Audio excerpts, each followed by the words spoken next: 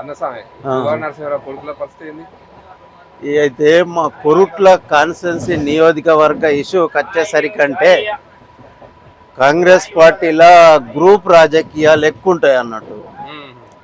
అయితే ఈ గ్రూప్ రాజకీయాలతోటి అందరు కాంగ్రెస్ కాంగ్రెస్ అని తిరుగుతారు, టీఆర్ఎస్కు ఓటేస్తారు అన్నట్టు.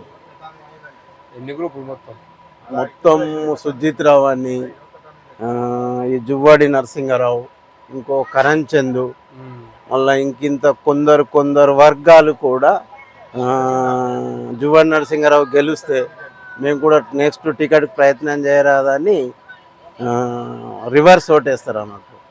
ఇప్పుడు నాది కూడా జీవన్ రెడ్డి మదియాష్ గారు ఏం చెప్పిండ్రంటే జువ్వడి నరసింహారావును రేవంత్ రెడ్డి గారి దగ్గరికి, రాహుల్ గాంధీ గారి దగ్గరికి పిలిపించినాం.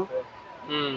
అయితే సాయి కుమార్కు టికెట్ ఇస్తే ఆర్ఎంపీ డాక్టర్లు, కాంగ్రెస్ పార్టీ అపోజిషన్స్ లీడర్స్ మ్మ్. వీళ్ళందరూ కలుసుకుంటే గెలిచే సీట్ అని నరసింహారావుని అడిగినారు అన్నట్టు. మ్మ్. నరసింహారావు ఏమన్నాడు అంటే, నేను కూడా గతంలో పోటీ చేసి ఉన్నా, నాకు ఓడిపోయిన సానుభూతి వచ్చింది, నాకు ఒక్కసారి టికెట్ ఇస్తూ నెక్స్ట్ సారి సాయి కుమార్కి ఇమ్మన్నాడు అన్నట్టు. అంటే ఈసారి గవర్నమెంట్ వస్తే నాకు ఉంటుంది అని చెప్పి నాకు టికెట్ కావాలని అయితే మళ్ళా ఇక నన్ను కాదా అని టికెట్ ఇస్తే బీజేపీలోకి పోయి బీజేపీలో ఉంటూ టీఆర్ఎస్కి మద్దతు ఇచ్చి ఓడగొడతాడు అన్నట్టు. Okay okay. బీజేపీలో పోయి అరవింద్కి మద్దతు ఇచ్చి ఓడగొడతాడు అన్నట్టు. అయితే నెక్స్ట్ సారి సాయి కుమార్కు టికెట్ ఇస్తే నేను గ్రౌండ్ వర్క్ చేస్తా అని చెప్పిండు అన్నట్టు.